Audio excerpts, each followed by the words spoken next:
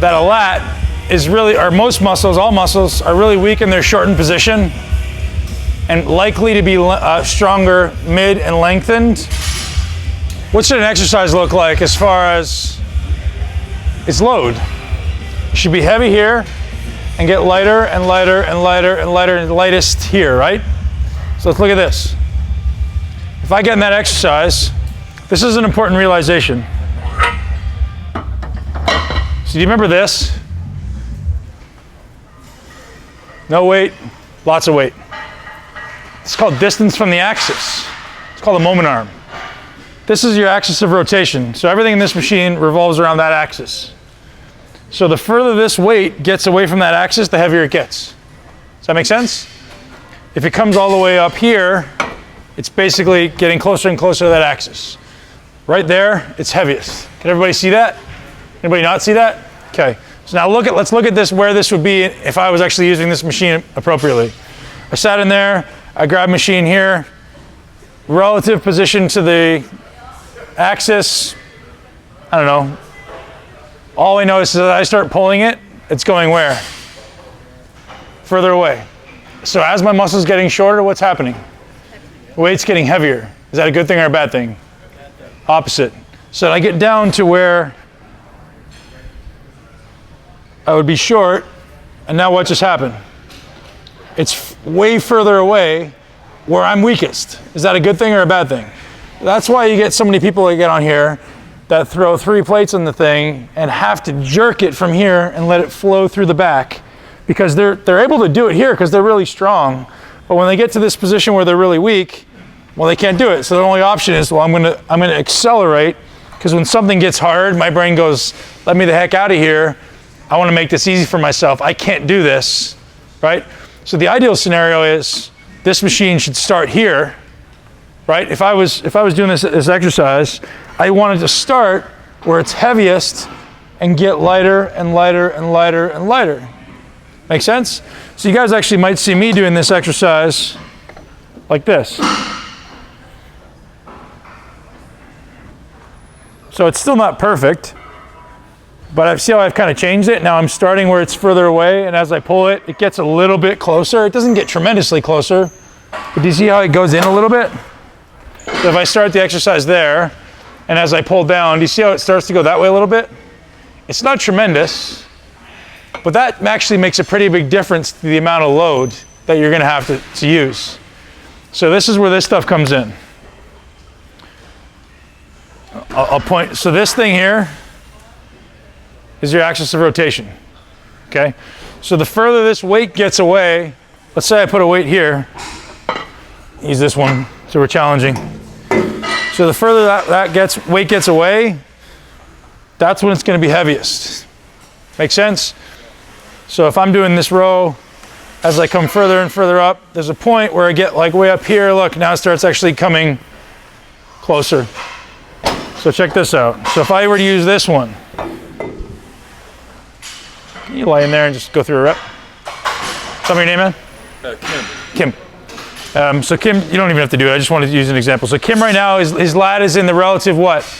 Lengthened position. So we know he's pretty strong there, right? So if I put a weight on here,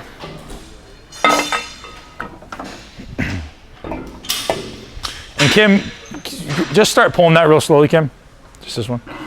So what's happening to this load relative to this axis? Everybody just look right here. Forget about Kim. Now go down.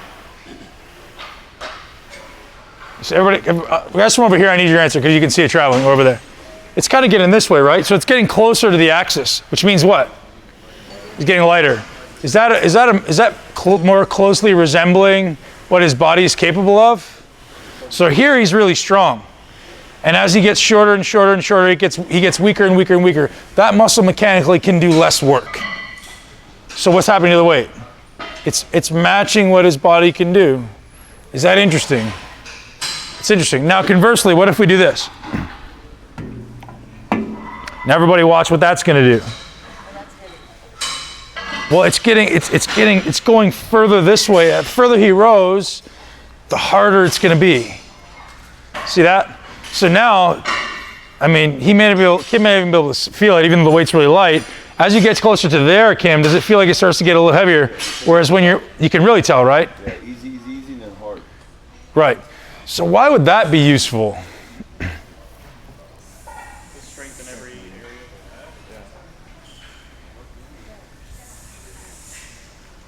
Oh, I'm looking for you. Why would that be useful? You did no. You did it this morning. Why would that be useful? So the idea is, if we know that I'm weakest in the short position, I want to challenge it there, right? So maybe I start. Okay, here's another realization that's an important one. Something that we teach at my gym, in my business, is that there's quite a bit of evidence suggesting to a substantial upregulation in motor unit pool recruitment by activating a muscle in the short position. What does that mean? The nervous system becomes more efficient, more activated, if I can stimulate a muscle in a shortened position. How much more stimulated? 30%. The suggestion is, I don't know this factually, but this is what the study says, 30% more neurological output to a muscle by activating it in a shortened position, looking for an activation potentiation. Complicated stuff. All that we're saying is if we take that muscle to its shortened position under challenge, just short of fatigue, meaning I want to challenge it, but I don't want a fatigue to kick in, I'll actually see a 30% upregulation in my output for the subsequent set. So why is that beneficial? Maybe I want to do that. Maybe I want to challenge that short range. So personally, when I'm training, I like to challenge the short range first. Where I'm weak, I want to do first. What would happen if I trained my back, if Kim did 8 sets, and then he tried to challenge the short end of the range? He wouldn't be able to do it, right? He's weak. So do what you're weakest at first. Get strong there, spend time there, own it, and then challenge where you're stronger, right? If you really wanted to manipulate the loads, your best opportunity, from my admission, would be challenge the short position first, then the middle, then the lengthened. But if I'm doing this exercise, you will most often see weight distributed in 2 places. So I would more likely distribute it half and half, or proportionally change it. I'm going to put someone through the death set on the hamstring curls. We could actually do it here too if you want to have some fun. Stay in there, Kim.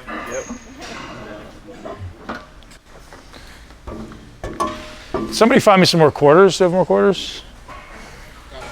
I'll leave that one there. Put it on the bottom. Thank you. I'll take it from you in a sec. You put them on the bottom. I got it.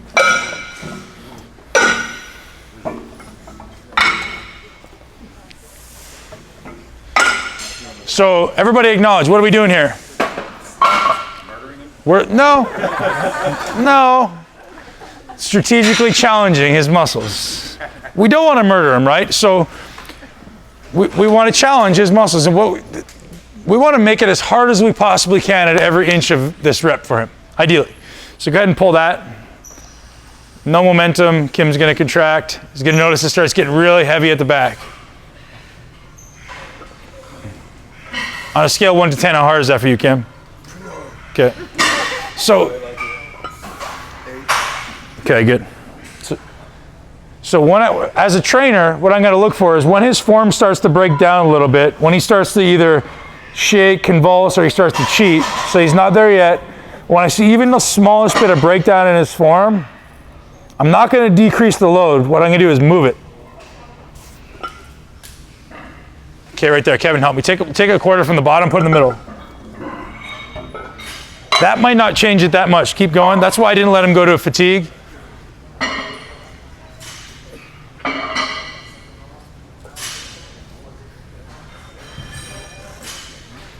So he's starting to get really weak in the short range. So I want to take quite a bit of substantial off in the short range. So Kev, take both those quarters, put them to the top. So what I just did there, no less weight, but now he's going to be a lot more challenged in a lengthened position, and the back is going to be substantially lighter. See that? You can see it in his motion, right? You can see how there it's heavy. Oh, now his body wants to accelerate. Contract.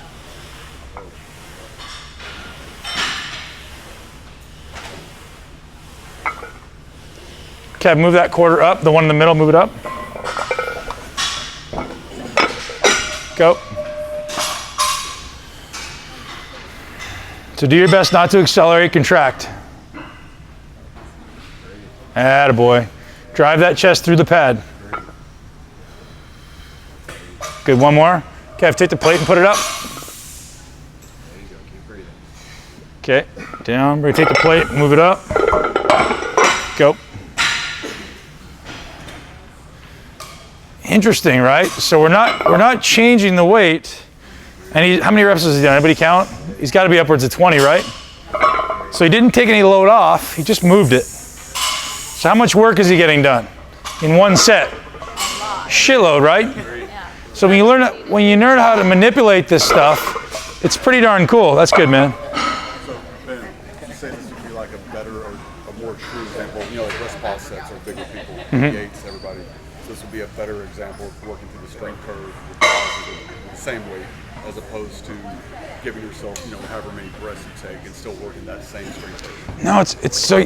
I'm going to answer that question separately because it's going to confuse people, but strength curve is very different, man. And I can explain it to you pretty simply that you'll understand it. Yeah, it's pretty different. Anybody get that? Do you see how that might be a benefit? Do you see how there might be a benefit to efficiency, to challenging a muscle? Where's Kim? Did he deke out already? How'd it feel, man? One set, right? You're obviously in good shape. How did it feel? Did you notice the difference, the swing in the load? Yeah, it was me. Yeah, it's good, right? Yeah, it felt really good. Yeah. I like the way I could, when you change it to the top, it was right at the bottom. Right. Change Yeah. the direction. Right. So. I hit the whole muscle, I can feel it. Yeah, that's the idea, right? So we're challenging that muscle maximally, and it doesn't have to look like a tremendous amount of weight. It can be. I mean, you'll easily fit 5 or 6 plates on this thing if you really want to get after it, but it's unnecessary sometimes, right? Did everybody see how that stuff changes? Let's go do a lying leg curl. Yeah, Greg. So you said like if you have a weak part in the movement, that you do that first. Yeah. If you're a trainer, how would you assess, or how do you find the weakness, like in the rep range? So, great question, man. Great question. So typically, guys, it's really easy to assess weakness. One, people will tell you they're weak there, right? Two, if someone's doing an exercise, you can watch. So has everybody ever seen this? I'll come over here so you guys can see me. Everybody ever seen this? So I'm doing a pull down. Pull down looks good, looks good, looks good. All of a sudden I go, anybody ever see that? Why does that happen?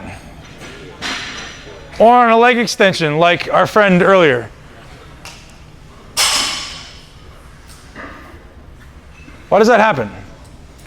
Muscles are getting shorter and shorter and shorter. Brain goes, can't go there, deking out. So when you see somebody's form look really, really good, really, really good, really, really good, and then all of a sudden change. Another example is really, really good, really, really good. Oh, I'm gonna get out of here fast. You automatically know. You're like, oh, I see what you're doing there. I see you.